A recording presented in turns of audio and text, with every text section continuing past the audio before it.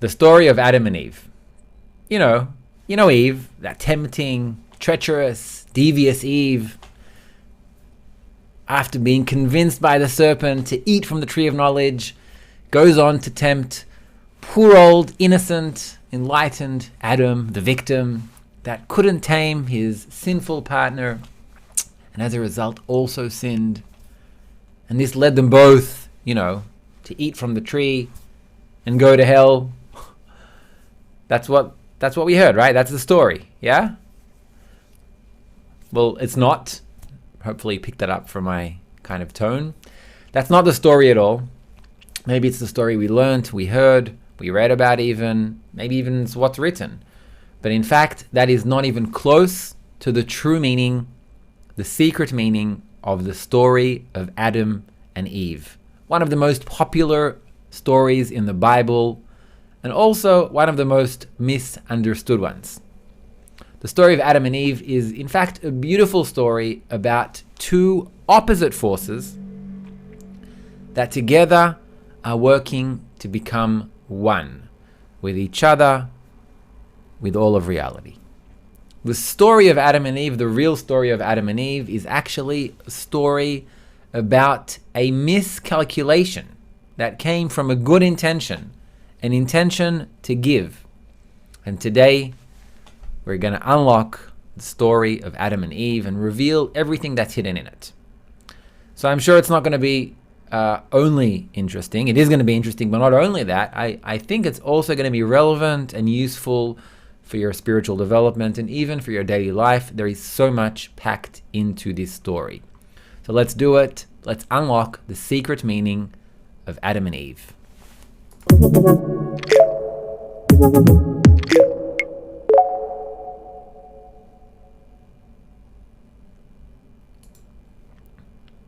Okay, hello everyone. Hello again. I'm Gil Shir, Kabbalah Explained Simply, and today we are going to unlock the secret meaning of the story of Adam and Eve, probably one of the most popular Bible stories that exist. So I'm glad to be here, and I'm glad that you're here too. Please take a second, maybe even introduce yourself, say hi in the chat, your name, where you're from.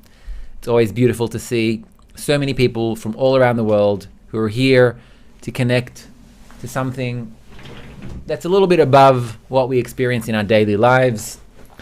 So it's great to be here, and I'm really happy to dive into the story of Adam and Eve. Let's do it. So here's just a quick breakdown of what we're going to do. We're going to first of all learn a little bit about a secret language. It's called the language of roots and branches. That will enable us to correctly approach the story of Adam and Eve. We're going to talk a little bit about the PARDES. I know many of you wanted to have this concept explained. We're going to touch upon it lightly, just to give the context of the PARDES and how it's related to Genesis, the Pentateuch, meaning the Torah, and in fact all Kabbalistic texts and how to approach it correctly. And of course, we're going to read from Genesis. We're going to read the story of Adam and Eve, and we're going to interpret it according to its true internal Kabbalistic meaning. So let's jump in, and I can already say hi to Gail from South Africa, and Henry from Bogota, and Easter from Georgia, and Lara, hi Lara, Silva, and Milos from Serbia, and Alex from Florida, and Mechanical L's from San Jose, Diana from Bridgeport, Lara from Portugal, I see, Patricia from Ohio, Margarita from Arizona, awesome, so great to see so many from around the world, Lydia from Canada. Keep writing. Okay, you keep writing, and we'll dive in to the secret meaning of Adam and Eve. In fact, I just want to add one more thing maybe. The session is called The Secret Meaning of Adam and Eve, which is the origin story of Judaism, Christianity, and Islam. And in fact, it is, because what went on here is actually the foundation of the main religions that, as you know, Christianity stems from Judaism, and Islam also to an extent, and they all stem from the wisdom of Kabbalah. And this is in fact one of the basic foundational stories of the wisdom of Kabbalah. So this would also shed light on how all the religions evolved as well. And let's start off. With reading a little bit, so we can correctly. Here, it's not cut off. So we can correctly approach everything that's written in the Bible, including the story of Adam and Eve. So we're going to read a little bit, just a tiny bit, from Kabbalist Bala Sulam. And he wrote about how to correctly approach written text. And he explains about a secret language called the language of roots and branches in the article, The Essence of Kabbalah. Let's take a quick read. So he says this: Kabbalists have found a set and annotated vocabulary sufficient to create an excellent spoken language. It enables them to converse with one another of the dealings in the spiritual roots in the upper worlds by merely mentioning the tangible branch in this world that is well defined to our corporeal senses. So, in short, he's basically saying here that they wrote a secret language so they can communicate to one another. But there are no words in the spiritual world, so what they did is they mentioned the branches of the spiritual world, which are defined in our world, like a tree. We know what a tree is, right? So a tree is actually the branch in our world, and it has a spiritual root. And when a Kabbalist writes about a tree, he's not talking about the tree that you look outside and you see that grows, etc. He's talking about a spiritual force called a tree. And Kabbalists who have attained these forces, in Kabbalah, attainment means the deepest form of knowledge and understanding. So to attain something in Kabbalah is to become that thing, not to learn about it intellectually, etc., but it's to become that thing. So for example, if you want to attain what it means to be a cat, then you would turn into a cat. Only then that would be considered attainment. So in Kabbalah, we only speak of attainment, and Kabbalists only write of attainment. So every word they wrote, they attained themselves, and they wrote in the language of roots and branches. And he keeps going, and he says, the listeners understand the upper root to which this corporeal branch points, because it's related to it being its imprint. Thus, all the beings of the tangible creation and all their instances have become to them like well-defined words and names, indicating the high spiritual roots. Although there cannot be a verbal expression in their spiritual place, as it is above any imagination, they have earned the right to be expressed by utterance through their branches, arranged before our senses here in the tangible world. We'll explain in a sec. Let's just finish reading. This means that the branches indicate to their roots, being their molds that necessarily exist in the upper world. This is because there is nothing in the reality of the lower world that does not stem from its superior world, as with the seal and the imprint. The root in the upper world compels its branch in the lower one to reveal its entire form and feature. As our sages said, that the fortune in the world above related to the grass in the world below strikes it, forcing it to complete its growth.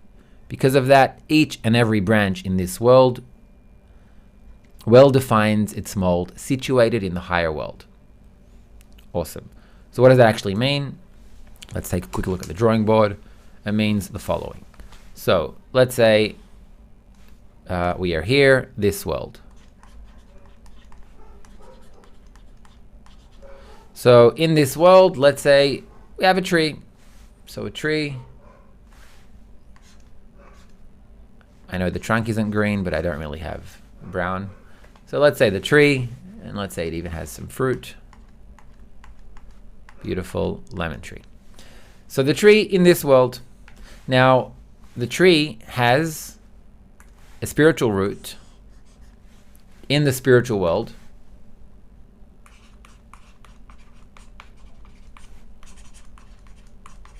Which is a force.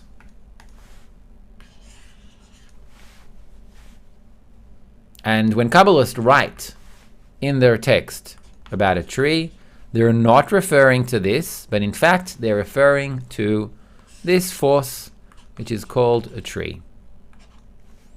All right? So this is called the language of roots and branches. And in fact, so the branches are here, and the roots are here. So in fact, every Kabbalistic text is written according to this language. However, there are different forms of writing. So, Kabbalists call it the PARDES. So what's PARDES? There's a lot of mysticism about this phrase, PARDES, and people say you can go mad, etc. No. As with many things in Kabbalah, there's a lot of misinterpretation. So the Pei is Pshat. In Hebrew, Pshat, which basically means the literal explanation. Right here in green. Literal. Okay. And then we have Remez, which means a hint. And then we have Drush. Wait a minute. I'll write this. Remez. So we said that's a hint. And then we have Drush, which means allegory. And then we have Sod, which means a secret. So why is this relevant? Because every Kabbalistic writing is written according to this language. Now, what people think commonly is that the pshat, the literal meaning, is the easiest. Like open the Bible, that's pshat. It's called pshat, it's called the literal. Like you read about the story of Adam and Eve, Noah's Ark, Daniel in the lion's den, etc., etc., etc. It's literal. It writes about a boat, or about a ship, or about a people, or about a lion. And it's all clear. And the Sod, the secret, is the Kabbalistic text through the Tree of Life that's written about this and the Sefirot, etc. And it's not clear. That's the Sod, the secret. In fact, as many times in Kabbalah, it's the exact opposite. It's the other way around. So we are here in this world, and all of these states are actually states of the spiritual worlds. So Sod resembles the world of, where do I have room? Here on this side. Asiya. And this is the first degree. So what I start with a secret. So I open the story of Adam and Eve, for example, and I read about a man and a woman and a snake, a serpent and the tree, etc. And all of that is a secret. It's concealed completely. It's not revealed. Not a single word there is you can interpret from this world. That's why it is a complete sod. It's a complete secret. And then when you rise from the world of Asiya to the world of Yetzirah, things become a little clearer, like an allegory. And then when you rise to the world of Beriah, then it starts hinting on its true essence. And then finally, the Pshat is actually the highest degree. And this is when it turns everything into the clear, literal understanding. This happens in the world of Atzilut. So when we read anything in the Bible, and in fact in any Kabbalistic writing, then to the extent we rise in the spiritual degrees, that is how the text turns from sod, from a secret, to an allegory, to a hint, to its literal meaning. So we're not going to elaborate on the PARDES too much. I know there are probably questions about it. There always are. But we'll, for now, just complete this explanation, which is relevant for what we're going to do next, which is read the story of Adam and Eve. So just quick glance to see if there are any really urgent questions. I see that there aren't. Great. I mean, I see there are some questions, but I don't see anything urgent. So we will get back to the questions a little bit later on.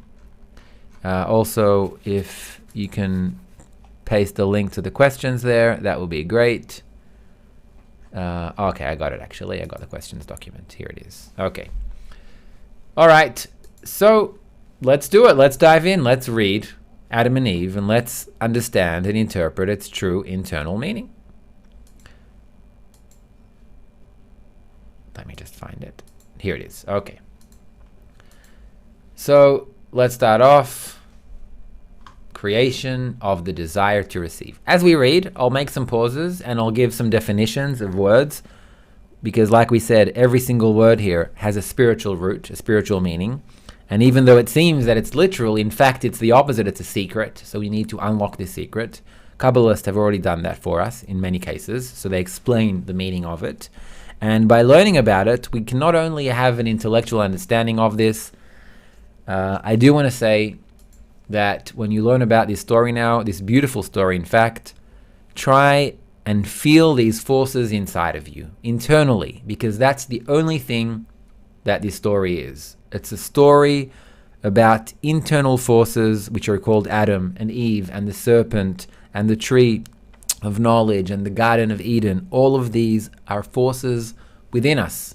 So as we read about it, let's try to find these forces, to connect to them, and to see where they want to lead us to. So, starting off, creation of the desire to receive. This is from Genesis. This specific text is from chapter 1, item 26 in Genesis. So you have the Hebrew on the left and the English is on the right.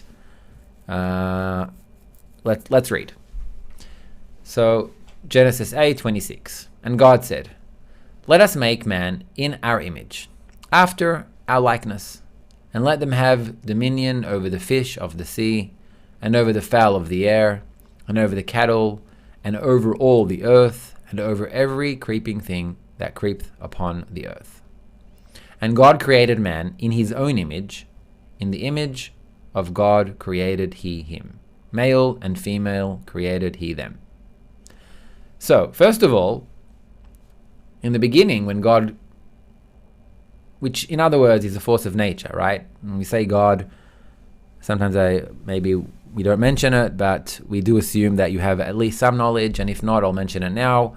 God is not some almighty being with a long white beard sitting up there and saying, "Hey, you got to behave or I'll punish you." No, God is a force of nature, a force of absolute love and bestowal that encompasses everything in reality and has only one intention: to fulfill everything in reality with its pleasure and light. That's it. And everything in reality includes you. By the way, wisdom of Kabbalah is called Kabbalah reception, the wisdom of reception, because all it does, it explains about these forces and it teaches how to fulfill that same purpose of existence, to be a conduit, to be fulfilled with all of that infinite, positive, uplifting energy. Call it God, call it nature, but think of it more as a force. So, this force created the being created man in his own image, and he created male and female. So for now, there isn't Adam and Eve yet. It's just one creation called Adam. Adam means a desire to receive, that eventually aims to be similar to the Creator. And it doesn't have yet a gender. It's not, when we already talk about Adam and Eve and we say male and female, the beginning, when Adam was created, it was created, you could say, genderless. So Adam is a desire to receive, and its purpose is to become similar to the Creator. Adam comes from the Hebrew word domeh. Domeh in Hebrew means similar. That's where the word Adam comes from. Now, he did speak about two forces here. So he said he created male and female. So what are these things, male and female? If they're not people, if they're not a gender, what are they? So male, and by the way, these are forces that exist inside of you, regardless of your gender, male, female alike. These forces called Zachar and Nukva, or in English, male and female, they are forces within every person. And the force called Zachar is a giving force, a force of bestowal. If you want to put it in the spiritual world, it's Zera Anpin, the small face. And the female force, Nukva, Nekeva or Nukva, is a receiving force, which is also known as the force of Malchut. Now, this can be a bit misleading because it sounds like the male force is bestowal and the female is reception. Bestowal is good, reception is bad. Not at all. Kabbalah explains that everything is reception, everything is a force of reception. There is no other force in existence. So the female represents that force. That's why it's also called the Malchut, which is actually, in fact, the purpose of creation. So it's not that one force is good and one is bad. No, they're forces that complement each other. In fact, our substance, we are all considered a nukva, a female, in comparison to the upper light, because we're all a receiving force in comparison to it, and we all need to correct our intention, not our substance, which cannot change, only our intention to be a giving force. So these are forces, again, within a person.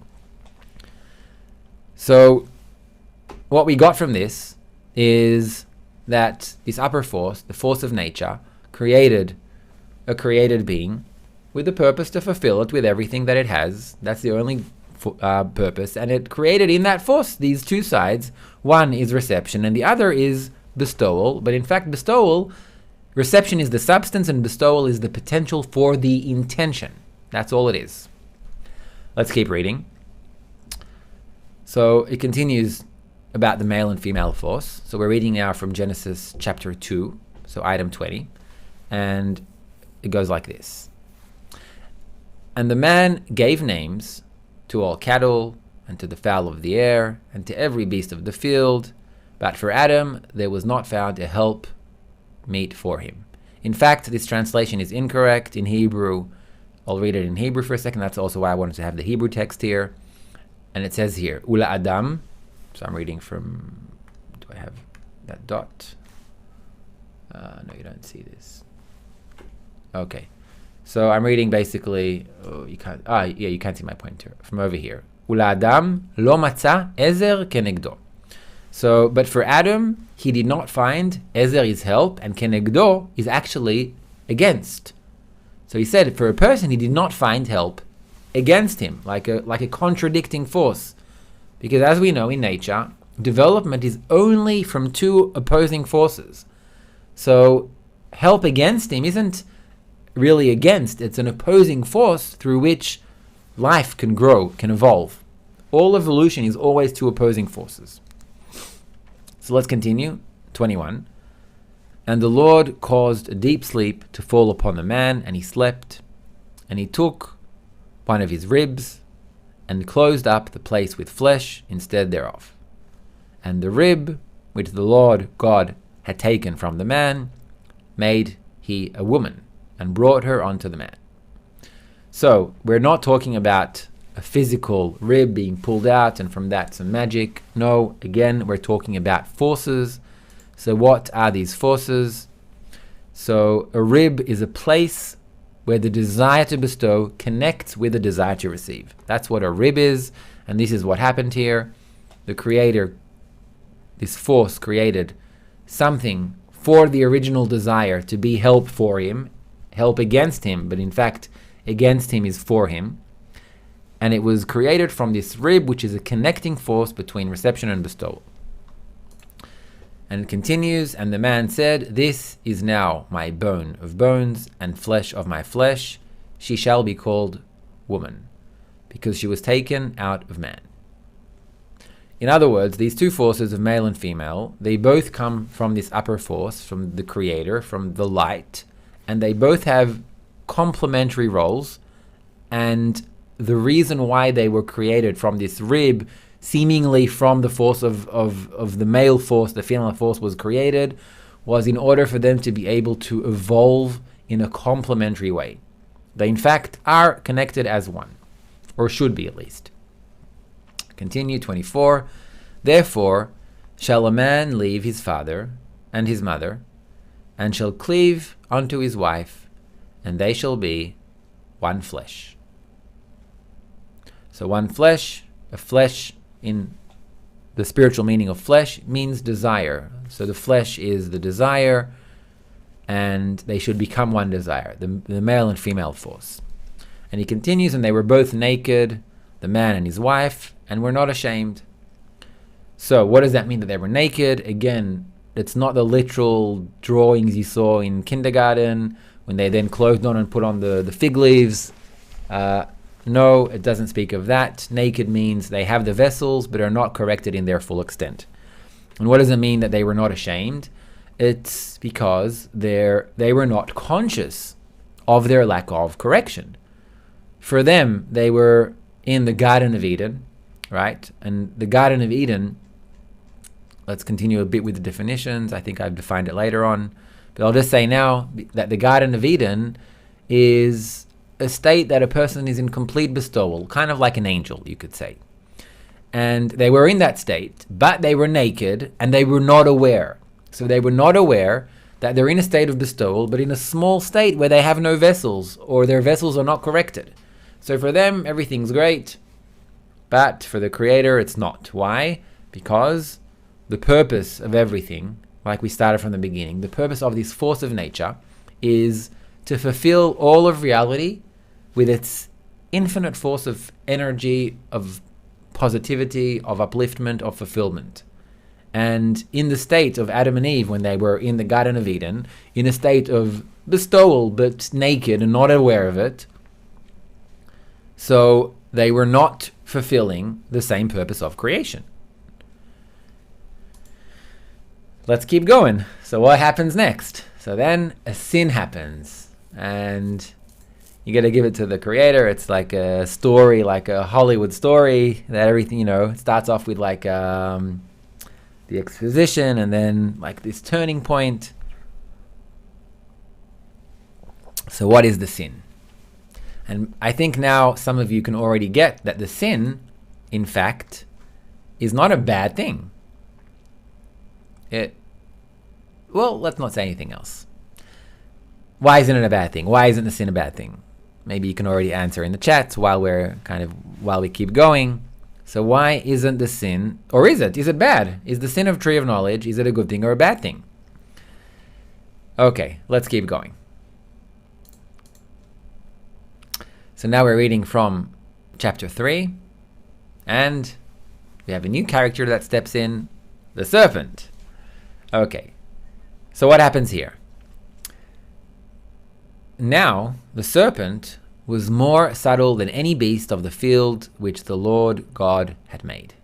And he said unto the woman, Yea, hath God said, Ye shall not eat of any tree of the garden. And the woman said unto the serpent, Of the fruit of the trees of the garden we may eat. So the snake is kind of starting to check the grounds, right? And don't imagine a snake or a serpent. Imagine your inner voice, which is a will to receive for itself, which wants only to receive for itself and nothing more. And that is the serpent. So he's saying, yeah, so, you can't eat anything? You can't receive anything for yourself?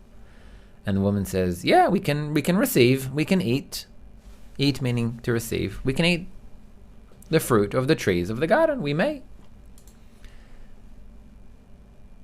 And then he brings about the tree of knowledge, and she says, we'll die. And the serpent answers, and he says, ye shall not surely die, for God doth know that in the day you eat thereof, then your eyes shall be opened, and ye shall be as God, knowing good and evil.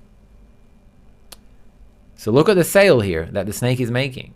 He's not saying, and this, I think, this is the main kind of shift in understanding this story, right? It's not like I opened kind of jokingly in the beginning that it's this treacherous Eve trying to tempt Adam to sin, and how they always depict it in Hollywood, like this sleazy kind of, eat from the fruit and, serves it to him. No, it's not at all like that. It's actually something completely different and something beautiful and purposeful too. What's the snake trying to sell to Eve? You shall be as God, knowing good and evil.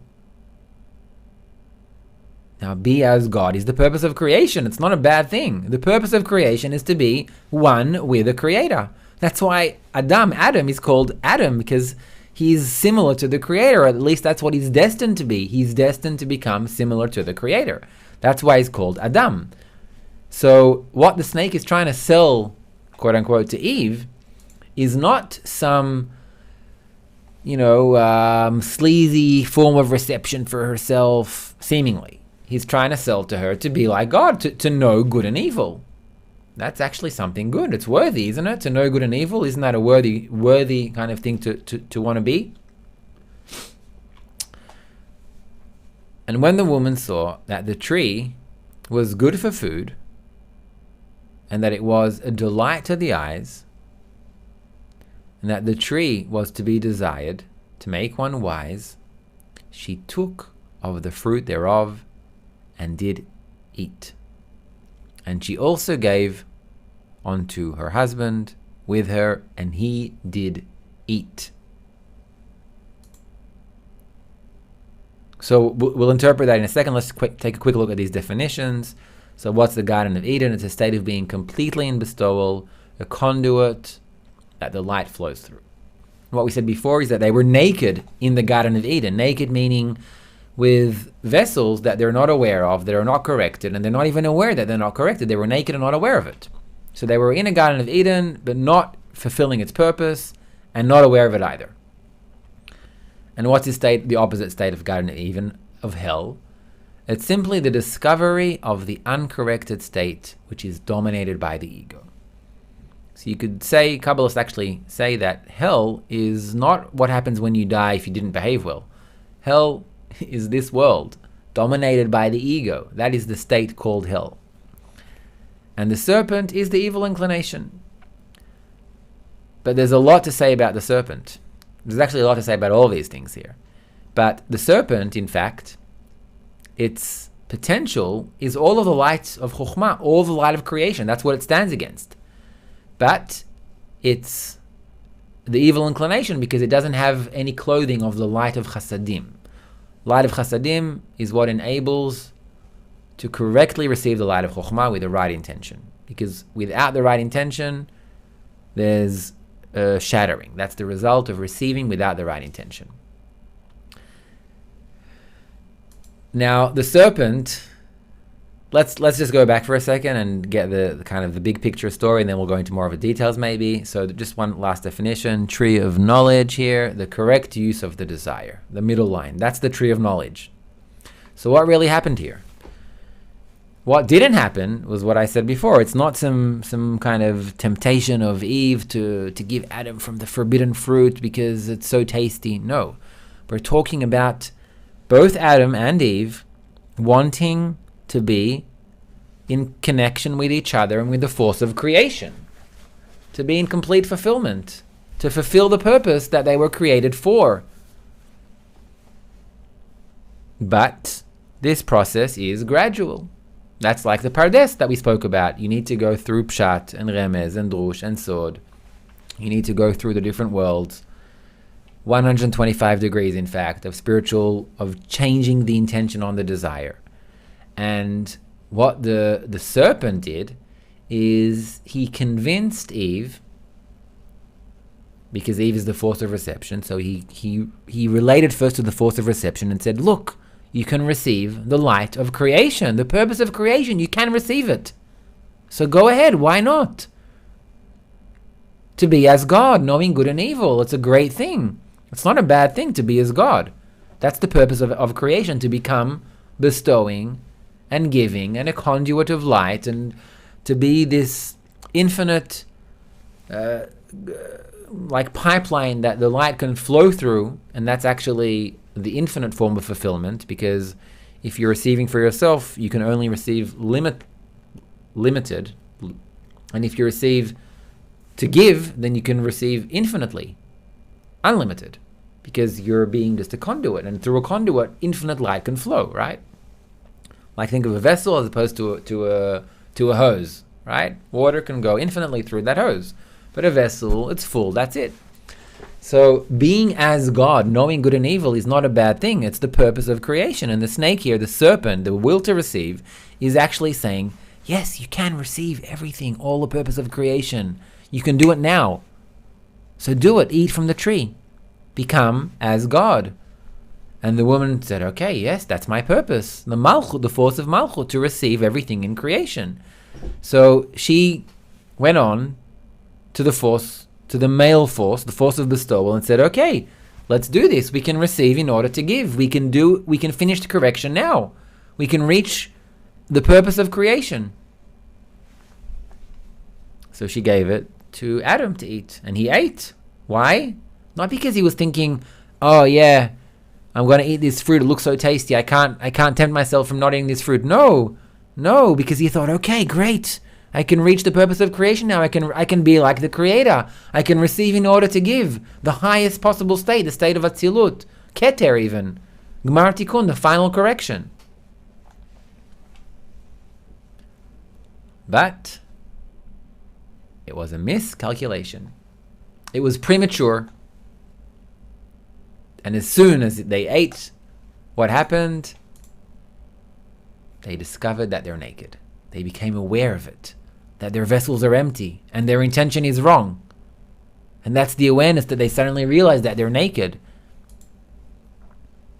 And all of this force of the serpent, which is not a negative force, it's a positive force. It's pushing a person to evolve so it can be corrected. It's revealing, because the state of being naked isn't the purpose of creation, to remain empty. The purpose of creation is to be completely fulfilled. And without the serpent, Adam and Eve would seemingly stay in a state of smallness, like an embryo in the womb, seemingly completely fulfilled, fully nurtured, right? A baby, an embryo in the womb, is fully nurtured. It has everything it needs. Why be born? Because there is also a need for conscious, independent freedom of choice, conscious evolution. And that's the role of the serpent, to reveal the evil, that it's already there, but to reveal it. And the force of the serpent is a very strong force. A person can't even correct it. Only in the final correction, when all the other forces have been corrected, then this force called the serpent can be corrected. And even then it's not done by the person, but it's done by a special light that's intended for that at the end of correction. Okay. So let's continue. Correction. So we had the sin, now correction. And the eyes of them both were opened, and they knew that they were naked, and they sewed fig leaves together and made themselves girdles. So of course, again, cut away those corporeal images that you have from kindergarten of them dressing them. No. Their eyes were opened, meaning the enaim, from the higher degree of Galgalta enaim, and they knew that they were naked. They knew that they cannot receive, that they are not yet receiving the light of Chokhmah, and that they're not fulfilling the purpose of creation. That's what they discovered. And the Lord God said, behold, the man is become as one of us, to know good and evil. And now, lest he put forth his hand, and take also of the tree of life, and eat, and live forever. Therefore, the Lord God sent him forth from the Garden of Eden to till the ground from whence he was taken. So what does it mean to till the ground? La'avod in Hebrew, to work the ground. So as we said, to work the desire. So in fact, it's not as we were taught in kindergarten that's a punishment. It's seemingly a punishment, but it's not a punishment. It's the potential to reach the full purpose of creation. So let's maybe illustrate in one more way. So you can think of it like this. So you have like three states. It's too red. So you have 1, 2, 3, A, B, C. So you could say state A is Garden of Eden.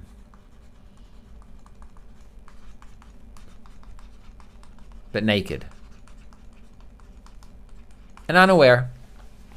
Everything is perfect, everything is fulfilled, but only a tiny fraction of the desire. So think of the desire, only a tiny fraction of it here is being fulfilled. And this is the Garden of Eden. And the snake came. So let's just recap the whole story. So Adam and Eve are in the Garden of Eden. They're naked, meaning they're not aware that their vessel is not fulfilling the full purpose of creation. They're in a state of bestowal. They feel that they're fulfilling the light of creation, everything, even though they're not.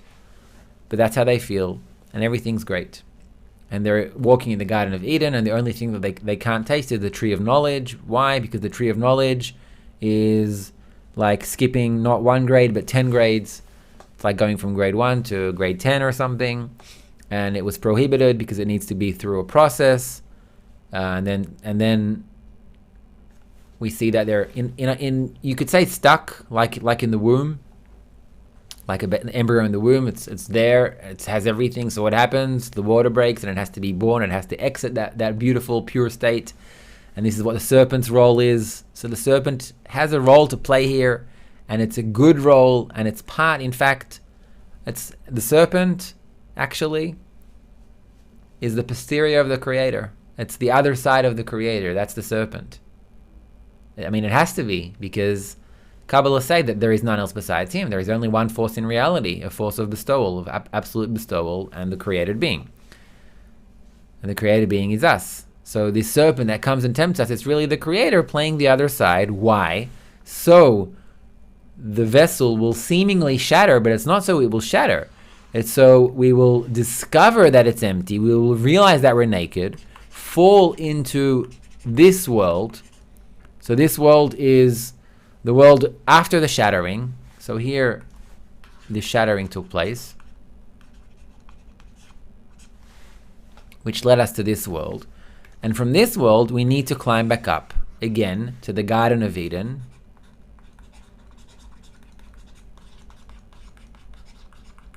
But this time, with the full light of Chokhmah.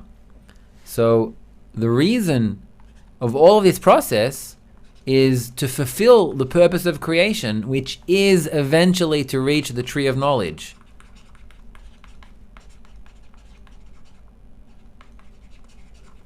That's the purpose of creation, but to reach it consciously through a gradual process of correction.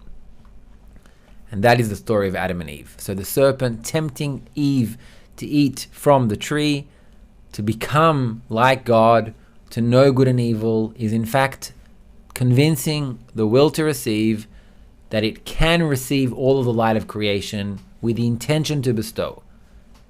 And as the will to receive was convinced, it convinced the will to bestow, the force called Adam. And again, all these forces are not talking about male and female in this world. They're talking only about spiritual forces and nothing else. And Eve then tells Adam, let's eat from the tree. And they both eat, and they realize they're naked. They realize they're unfulfilled. And as a result, they're shattered, and they're placed in this world to work the land, meaning to work on their desire themselves consciously, because by doing that, they can climb back up to state C, which is in fact the exact same as state A, with only one difference. In state C, there is the realization of freedom of will. And in state A, there is not yet. And that is the story, the true meaning of Adam and Eve. So what else can we say? Take a look if you have any questions. Let's see if I have anything else to add here. Okay, let's have a look. Okay, wow, I see we have quite a bunch of questions here. That's great. Artak is asking, naked from desire? No, naked from the fulfillment of the light of creation, the light of Chokhmah, clothed in the light of Chasadim. In other words, to put it simply, naked from using all of the light of creation correctly.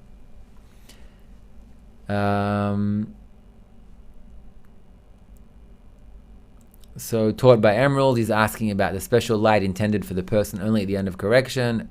Tell a little bit more about this. Well, there's not too much to say about it because you can only discover it at the end of creation. But there are 32 desires within a person. That's what it's called. Lamed Bet Retzonot. Lamed Bet in Hebrew is also Lev. That's why when we say heart in Kabbalah, lev, we actually refer to our full desire. And within the heart, there is what we call a point in the heart, which is a point from above. And this point is the beginning of the soul. And the rest of the Lamed Bet desires, the 32 desires, shouldn't be corrected. You don't need to correct your desire for food, for sex, for family. You don't need to correct that in Kabbalah. So enjoy, go out to restaurants, enjoy yourself. You can get married, have kids. You can enjoy the pleasures of this world, of your body, that is, and that doesn't need to be corrected. What needs to be corrected is your intention to bestow, is your connection to the entire system. That's what needs to be corrected. And then the bodily desires, which are like animalistic desires, they're not good, they're not bad. That's why in Kabbalah there's no seclusion from marriage or from sex or from food or anything like that. On the contrary, you see Kabbalists, they have meals and feasts, and they sometimes drink and raise cheers, and they encourage family and everything in this world. And these things are these are parts of the 32, Lamed Bet Ritzonot, the lev of the desires, and they are corrected only at the final correction. And they're corrected when we depart from our connection to the material world entirely. That's only when they're corrected. Okay, let's see. So Clara is asking, but why would God say not to eat if he wants them to eat? It's not that he says not to eat at all, but only when the intention is correct. So for example, let's say, I was actually telling this story to my kid before, just to kind of see how she takes it. She's 7. And I gave her an example. I said, okay, let's say you go into grandma's house, and grandma's feeding you now, but you're not hungry. Or you're not that hungry. Or even if you are, but she's giving you some chicken. And now you want to make her happy, so you eat the chicken to make her happy, right? Can you do that? She said, yeah, that's easy. And what if she gives you a huge bag of candy? Can you eat that to make her happy? She said, yeah. And I said, well, but what's going to happen once you start eating? Are you still going to be thinking of her? She says, no. What are you going to be thinking of? The candy. So why? Because the screen, the ability to make the correct intention is not yet strong enough. So if you receive something that's too strong, in other words, then it will cause a breaking. It will cause the intention to be misused. And that's what it means to not eat. It's not to not eat. It's to not eat until the intention is correct. Okay, Samuel is asking, does it mean that the following chapter of the Torah is a guide to climb back to the Garden of Eden? Is the serpent the point in our heart that brings us to Kabbalah? Just the 2 questions here. So the first one, so the Torah is a guide to climb back to the Garden of Eden, but not the next chapter, not chapter 4, but the Torah is, in other words, in Hebrew, Torah comes from the word hora'ah, a method. It's a method of light. And the Torah, the light, is what brings us back to the correct desire. And the wisdom of Kabbalah is the method of how to climb back. So it's not that if you read, Genesis or the following chapters and it gives you like a clear definition, because as we said in the beginning, it's written in complete sod. It's a complete secret. It's not clear. Everything I gave here is according to Kabbalist interpretations of it, and Kabbalah gives you the map to climb back to the Garden of Eden. And in fact, if you already asked Samuel, for those of you who are watching here, maybe for the first time, who are watching this channel, we are a non-profit, Kabbu, that's dedicated everything we have in order to create this ladder to climb back, like Samuel said it, to the Garden of Eden. In other words, to engage in correcting that desire, and we do it through a beautiful community that includes courses and live sessions. And even right now, after this session in 4 minutes, we're going to continue to an exclusive Zoom session with our Kabbu members who are going to be with me together on Zoom and have a chance to ask anything they want to ask live on Zoom. And we have this every week. And we have a variety of courses in Kabbu that you can check out, and structured study of the wisdom of Kabbalah and things around it, the science of human emergence, and how we're wired to connect, and even relationships and the wisdom of Kabbalah, and a big variety. And you can check all this out for a free trial, so you can check out the links in the chats now. and we really put everything we have. This is what we dedicate our life to, all the Kabbalah stuff that's here, that's in the chats, and I'm sure we have also students who are watching now. Maybe you can say a good word about Kabbalah in the chat as well, just so people see that if you have a good word. If you don't, then don't, but I'm sure you do. So I definitely, if you haven't yet had a chance, I invite you to try it out. There's no risk here. If you don't want it, you can cancel and not be charged at all. And even if you were charged and you don't like it, we'll give you a money back guarantee, just because we want everyone to give it a shot. So yeah, if we can put the link to the membership in the chat, that would be great. Let's see if we can take maybe one more quick question, or maybe even a few. Let's try and blitz it. Is the land in this text referring to the people of Israel? Yes and no. It's referring to the desire called Israel, which is not a people, it's not a nationality. It's simply a desire, which is called Yashar Kel, straight to the Creator. That's the desire called Israel. So who is Israel? Anyone who has a desire to reach that force is called Israel, Yashar Kel. And the land, and all of this text actually, all Kabbalistic text is referring to those people. So if you have a desire to reach that force of nature, then you're considered Israel. Not as a nationality or a land or a geographical location, but as a desire. Marek is saying tzimtzum. Yes, I mentioned the word tzimtzum. Sorry, I didn't explain it. Tzimtzum means restriction. It's how I restrict my desire, so I can make sure that if I do receive, then I can do it with the correct intention in order to receive. It's a spiritual act. Let's see. Lewis is asking, who is us? So us is a beautiful question. We are, all of us together, the collective soul of Adam HaRishon, the only thing that was created, not trees, not animals, not individual people or egos, but a single collective soul that is shattered, and we are all parts of it.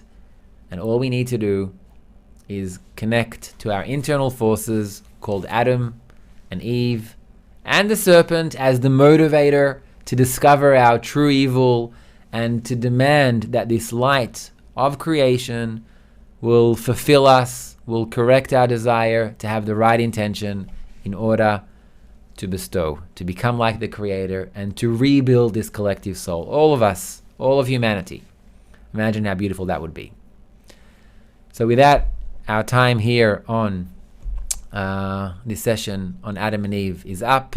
We'll be continuing as every week on our Kabbalah Zoom session for all of our Kabbalah members. If you want to become a member, check out the link. I do invite you. I'd love to see you inside so we can talk and meet.